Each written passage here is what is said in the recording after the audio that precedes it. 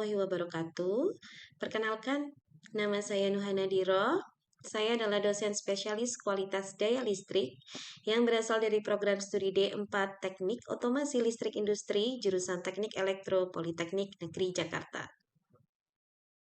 Mata kuliah kualitas daya listrik adalah mata kuliah yang diajarkan pada semester 6 dengan kode mata kuliah OLI 6302.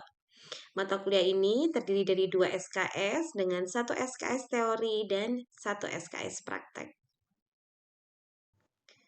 Mata kuliah ini membahas tentang analisis parameter kualitas daya listrik pada gedung dan industri sesuai dengan standar nasional dan internasional dengan memanfaatkan teknologi digital. Software yang digunakan untuk mendukung pelaksanaan kuliah adalah PECI-1 sebagai analisis fenomena permasalahan kualitas daya listrik dan etap yang digunakan untuk mensimulasikan gangguan serta rekomendasi solusinya. Mata kuliah ini telah dilengkapi dengan materi yang telah tersedia dengan rapi pada e-learning dan didukung dengan modul ajar berupa modul analisis mutu sistem tenaga listrik dengan etap. Capaian pembelajaran program studi yang dibebankan pada mata kuliah ini sesuai dengan yang tercantum pada RPS. Di antaranya adalah mahasiswa mampu menerapkan pemikiran yang logis, kritis, inovatif, bermutu, dan terukur dalam melakukan pekerjaan yang spesifik di bidang keahliannya serta sesuai dengan standar kompetensi kerja bidang yang bersangkutan. Selanjutnya adalah menguasai konsep teori proses kontrol yang mempertimbangkan faktor efisiensi, akurasi, keselamatan, dan kesehatan kerja serta lingkungan. Menguasai konsep pengukuran dan analisa kualitas daya listrik untuk mendukung efisiensi energi pada industri otomasi ketenagalistrikan, industri otomasi manufaktur, dan industri otomasi gedung bertingkat.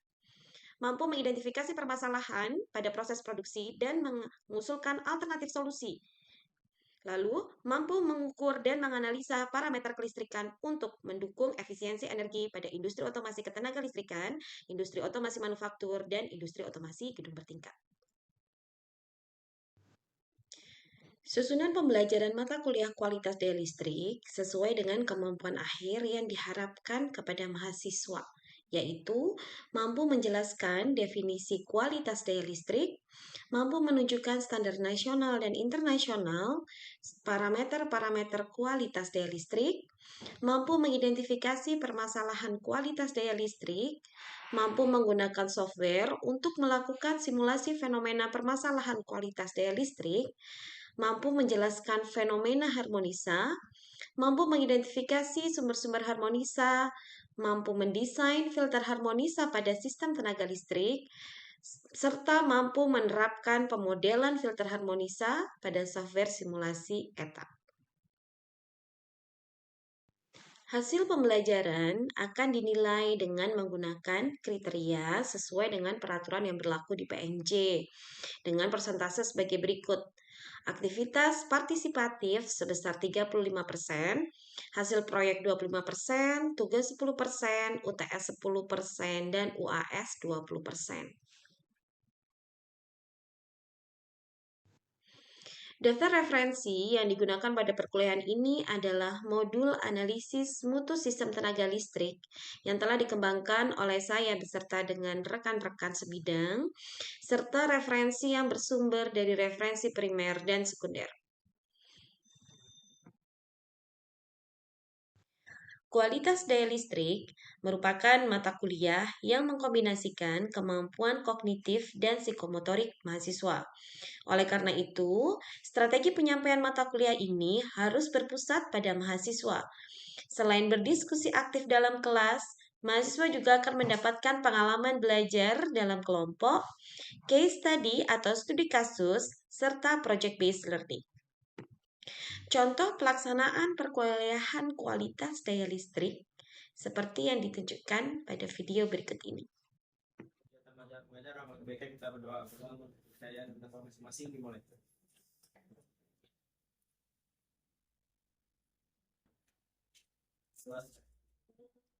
Ya, Assalamualaikum warahmatullahi wabarakatuh. Waalaikumsalam warahmatullahi wabarakatuh. Selamat pagi. Pagi. Luar biasa.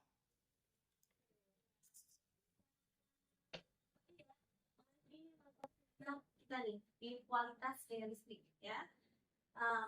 Saya absen dulu seperti biasanya. Kita mulai dari Anditri, Anggi, Alwan, Aswin, Bagas, Dimas, Eka, Farhan, Fauzan, Jastrawan, Khair, Farel, Faris, Noval, Wildan, Rizky, Rayhan Izra, Revi, Ricky, Lidi. Oke, sudah lengkap ya. Nah, di pertemuan kali ini kita akan membahas mengenai waveform dispersion atau perubahan bentuk gelombang, gitu ya.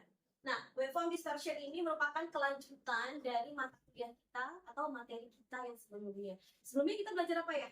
Sebelum dari waveform distortion, ada yang ingat? Sebelumnya Ya, silakan. sebelumnya kita mempelajari distorsi harmoni. Sebelumnya mempelajari terkait dengan distorsi harmonisasi. Sebelumnya lagi kita belajar mengenai fenomena gangguan kualitas daya ya. Fenomena gangguan kualitas daya yang sudah kita pelajari itu adalah yang periodenya pendek atau short duration variation dan yang periodenya panjang atau long duration variation. Nah, kira-kira masih ada yang ingin pertemuan minggu lalu show yang termasuk dalam short duration ini apa saja? Afif? Saya ingat itu ada ini yang gangguan permasalahan kualitas daya yang jangkanya pendek kurang dari 1 menit. Ada apa kemarin? Ada seg di mana waveform seg di mana Ada voltage seg. di mana tegangan tersebut turun dengan sekejap.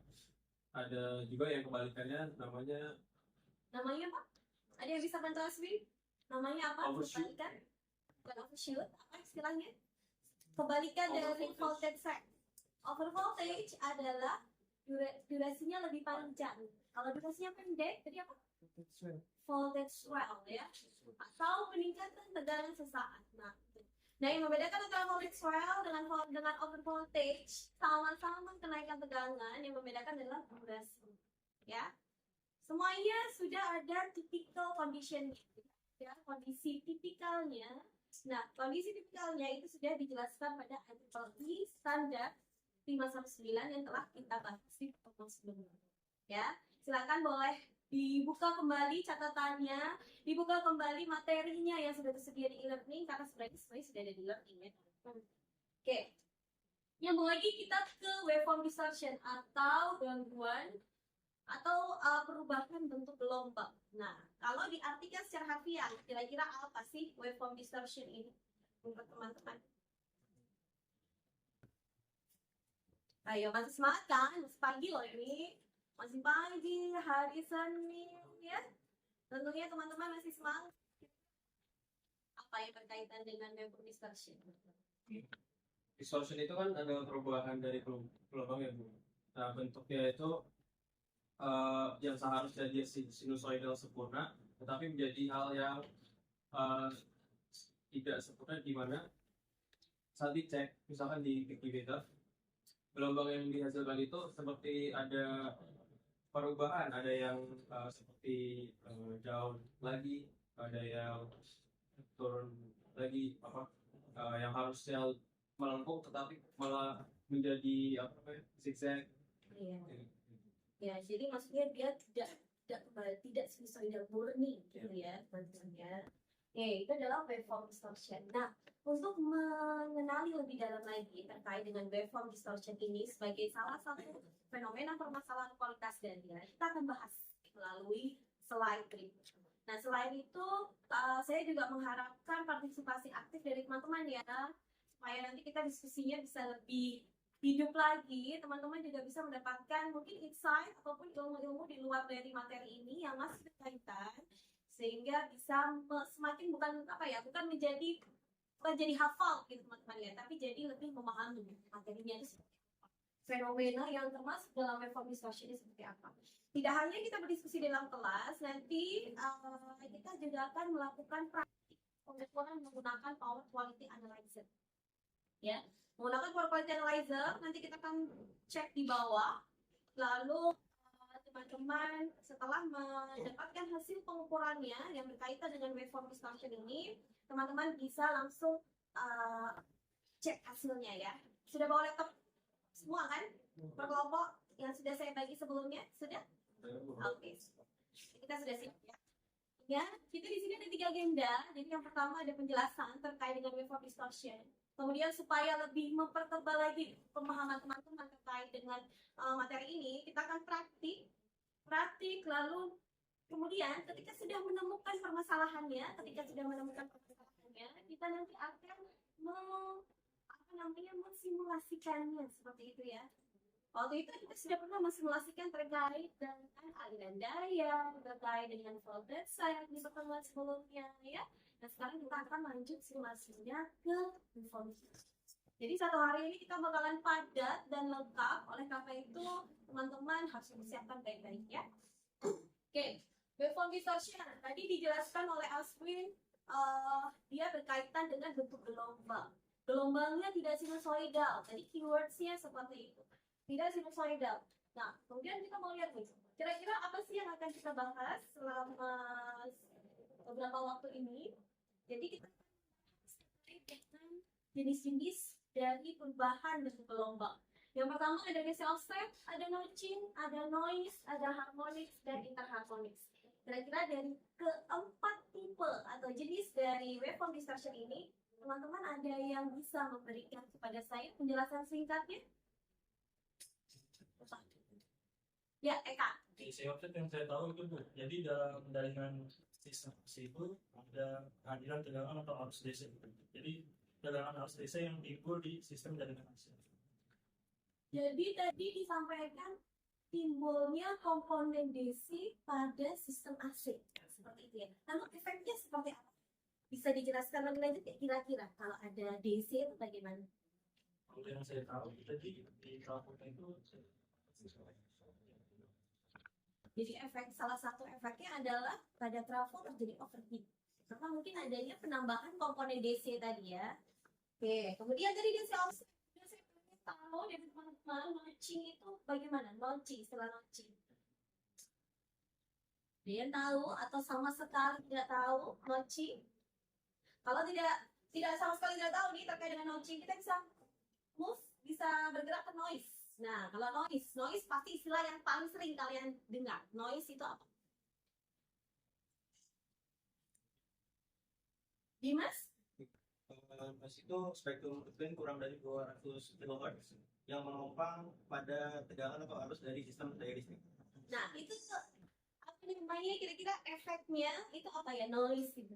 Kalau di gelombang listrik. Misalnya akan terjadi dan gangguan pada mikrofon.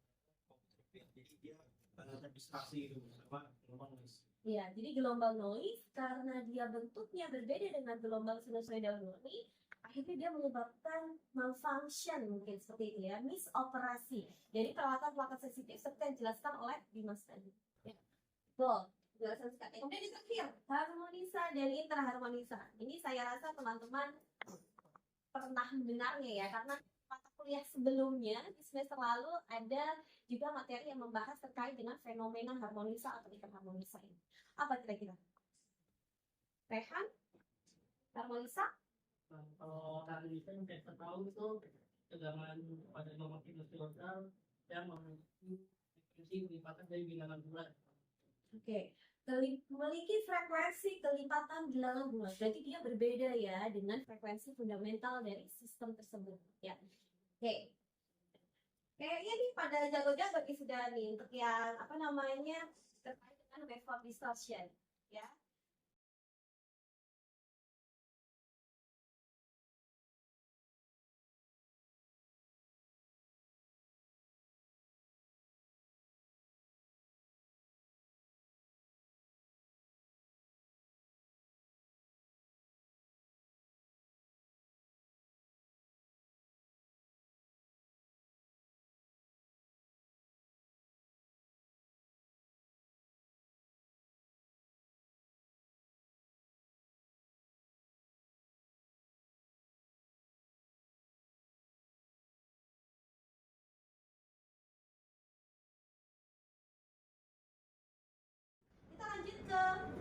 harmonisnya nih teman-teman. Ini yang biasanya paling banyak ya dibahas, yaitu berkaitan dengan harmonisa dan interharmonisa. Jadi sudah dijelaskan bahwa harmonisa adalah kelipatan bilangan bulat dari frekuensi fundamentalnya. Frekuensi fundamental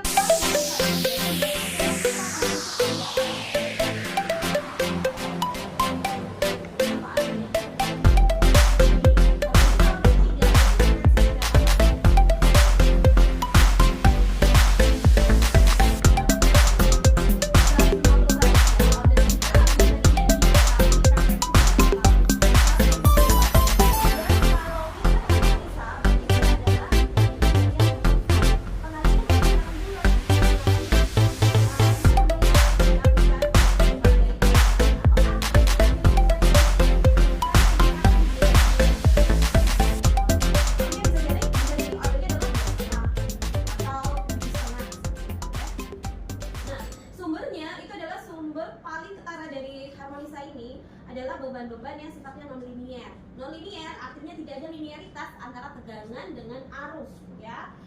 Saya yakin di mata kuliah rangkaian listrik sebelumnya ketika kalian masih di semester awal sudah dibahas terkait dengan apa sih jenis beban linier, jenis beban non-linier, bagaimana respon tegangan dan arusnya. Gitu. Nah, efek dari harmonisa ini ada banyak sekali dan menjadi concern utama. Nanti teman-teman, salah satu yang akan diamati ketika teman-teman praktik hari ini itu adalah pengamatan harmonisa ya. Di lab ini, khususnya di gedung ini, ada banyak sekali beban-beban non-linier. Teman-teman bisa contohkan nggak? Kira-kira beban non-linier yang ada di gedung ini itu apa aja? Apa saja beban non-linier yang ada di gedung? Apa? Non-linier? PLC di sini ada banyak PLC ya, karena kita juga praktek bengkel PLC. Selain PLC apa? Motor 3 fase. Motor 3 fase plus apa? Yang ditambahkan apa? Relay. No, plus apa? Bukan exciter, plus apa? Yang digunakan untuk mengatur kecepatan motor ini? VSD ya. Di sini ada banyak VSD. Salah satu contohnya di ruangan ini yang menggunakan VSD tapi motornya bukan 3 fase, motornya 1 fase apa? AC.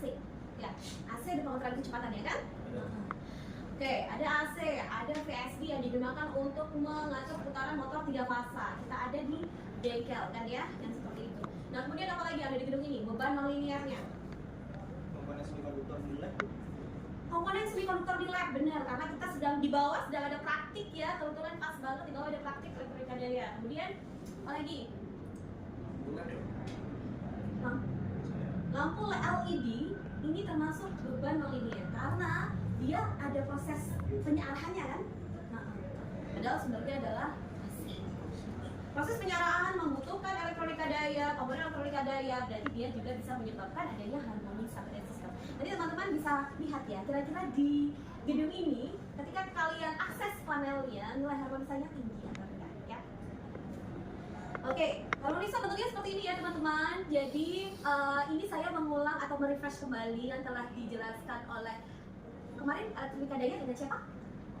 Pak Kusnadi. Nah, dengan Pak Kusnadi. Jadi ini bentuknya untuk harmonisa dan interharmonisa. Harmonisa yang dirasakan oleh sistem itu adalah penjumlahan antara frekuensi fundamentalnya dengan frekuensi harmonisanya sesuai dengan orden, gitu ya. Nah, kalau harmonisanya sangat parah, maka dia bisa menghasilkan gelombang yang warna kuning, gelombang yang kotak. Itu artinya dia harmonisanya sangat tinggi. Harusnya sistem itu atau alat itu bentuknya gelombangnya sinusoidal seperti ini. Kalau sekarang gelombang yang bentuknya kotak, ya square wave, berarti arus yang melalui alat tersebut menjadi lebih besar. Alatnya menjadi lebih cepat panas, ya kan? Dan kalau lebih cepat panas, maka apa yang terjadi? Ada banyak kegagalan isolasi misalnya, atau operasinya jadi tidak sesuai dengan fungsi, ya. Umurnya juga bisa lebih pendek. Nah, ini ada indikator-indikator harmonisa yang teman-teman harus ketahui. Nanti ketika menggunakan alat ukur juga bisa teridentifikasi indeks-indeksnya seperti apa ya, indikatornya seperti apa. Jadi kita ada harmonisa order atau order harmonisa, tadi sudah dicontohkan ya ketika saya ke Widi. Order ketiga, nah order ketiga itu artinya adalah frekuensi harmonisanya dibagi dengan frekuensi fundamentalnya. Jadi kalau 150 Hz dibagi 50 berarti dia order ke 3. Kalau seandainya 500 Hz berarti order ke berapa? disorders. Ya. Nah, nanti di alat kalian pun juga akan ditunjukkan parameter harmonisa dalam bentuk spektrum. Spektrum ini artinya dia bentuknya histogram ya. Jadi level distorsi harmonisa ini bisa dideskripsikan ke dalam harmonic spektrum dengan nilai magnitudenya berupa dalam masing-masing grafik batang ini. Ya, jadi teman-teman bisa tahu, oh ternyata di sistem ini yang paling banyak adalah mengandung harmonisa order beberapa. Nah, proses dari gelombang sinusoidal diubah ke bentuk spektrum ini dia melalui proses fast Fourier transform. Fourier transform kemarin sudah pernah kita bahas ya, bagaimana caranya mengubah dari bentuk yang periodik ke fast Fourier transform, melihat komponen-komponennya benar. Nah, lalu parameter yang paling terlihat dari harmonisa ini itu adalah THD, total harmonic distortion, ya. THD ini ada THD tegangan, ada THD arus. Karena ada THD tegangan, ada THD arus, ya. Nah, THD tegangan itu kalau kita lihat persamaannya merupakan akar kuadrat dari penjumlahan tegangan harmonisanya dikuadratkan dibagi dengan tegangan fundamental, ya. Begitupun juga dengan arus. Oke. Nah, kemudian ada lagi yang disebut dengan total demand distortion. Nah, kira-kira apa nih perbedaannya antara total demand distortion dengan THD? Hah? Ininya Bu, apa namanya? Kalau di sini, kalau TDD dia menghitung kalau THD kan kita pakai arus dan tegangan sebagai perhitungannya. Kalau di sini kita lihat apa namanya? Menggunakan IL ya. IL adalah betul menggunakan IL. IL adalah arus maksimum yang dengan apa namanya? Beban yang arus benar. IL itu adalah arus maksimum, tapi arus beban maksimum ya. Nah, IL itu adalah arus beban maksimum. L itu kepanjangan dari load ya. IL itu adalah arus beban maksimum. Oke, TDD. Jadi kalau teman-teman lihat di standarnya, sesuai dengan standar yang diatur adalah THD dan TDD. THD itu untuk tegangan, TDD-nya itu adalah untuk arus. THD menjadi tanggung jawab siapa? Kalau berkaitan dengan tegangan berarti dia menjadi tanggung jawab pelanggan atau utilitas ya, atau penyedia listrik. Sedangkan TDD adalah tanggung jawab pelanggan ya. Oke, saya rasa cukup untuk materinya. Kemudian kita akan persiapan untuk melakukan praktik ya.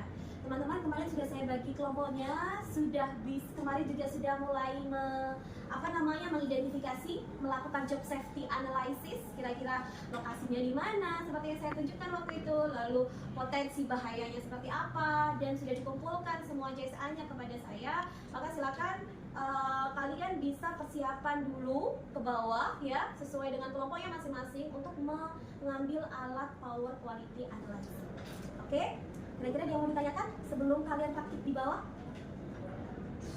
Cukup ya? Iya, nanti semuanya ke bawah ya. Jadi kita akan semua kelompok nanti akan diberikan masing-masing power quality analyzer-nya. Oke. Kalau gitu silakan boleh turun ke bawah.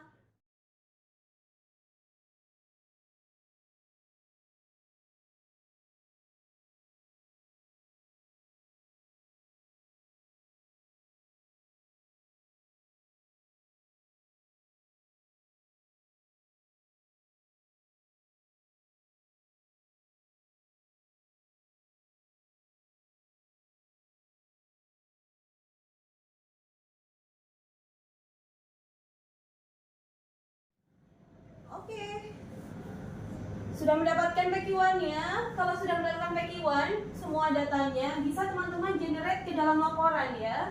Setelah di-generate ke dalam laporan, di e-learning sudah tersedia cara-cara atau modul untuk melakukan simulasi harmonisa ya. Di e-learning di bagian simulasi harmonisa. Di sini sudah ada materi yang saya sampaikan tadi, kemudian ada perhitungan filter pasif harmonisanya, ini akan kita bahas minggu depan. Lalu ada modul etap harmonisa. Kalau teman-teman buka, nah, maka akan muncul modul ETA bagaimana cara kita memberikan simulasi harmonisa pada sistem ETA.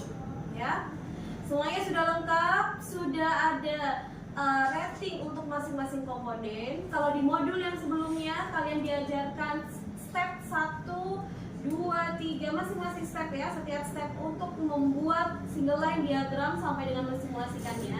Karena sekarang sudah di fase lanjut begitu ya, sudah di tahap lanjut untuk harmonisa ini, maka teman-teman hanya saya berikan parameternya dan gambar single line diagram.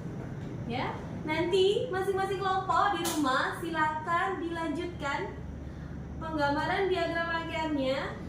Lalu untuk spesifikasinya bisa disesuaikan. Kemudian nanti kalian akan belajar bagaimana cara mensimulasikannya ya. Nah, di sini sudah kami berikan, sudah saya berikan tutorialnya. Bagaimana cara menampilkan spektrum harmonisanya sampai dengan ketika nanti kalian memilih, misalnya mau mencoba nih, sebelum kita belajar terkait dengan filter, mau mencoba berkaitan dengan filter harmonisa apakah memang benar dia secara efektif bisa mengurangi spektrum harmonisanya, maka boleh dicoba ya. Nanti kita akan bahas minggu depan.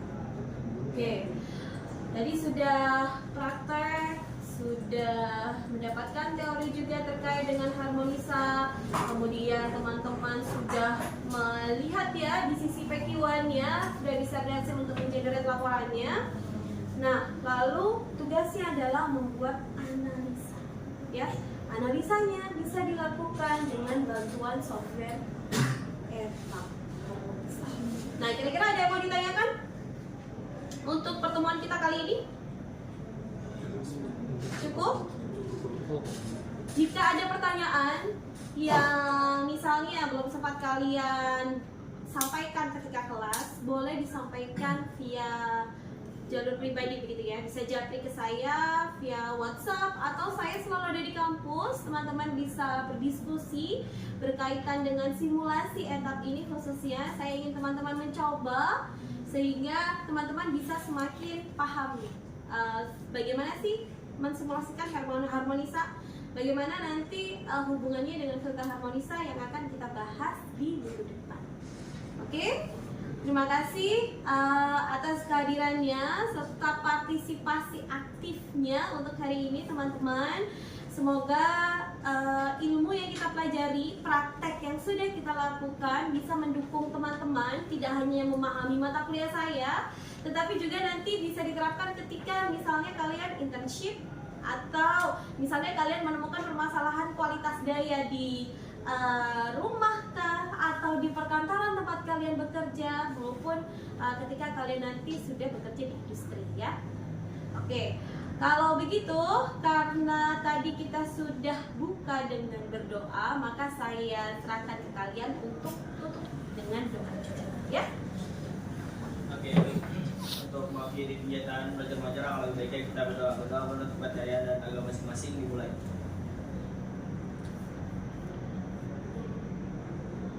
Berdoa selesai. Oke. Terima kasih. Wassalamualaikum warahmatullahi wabarakatuh.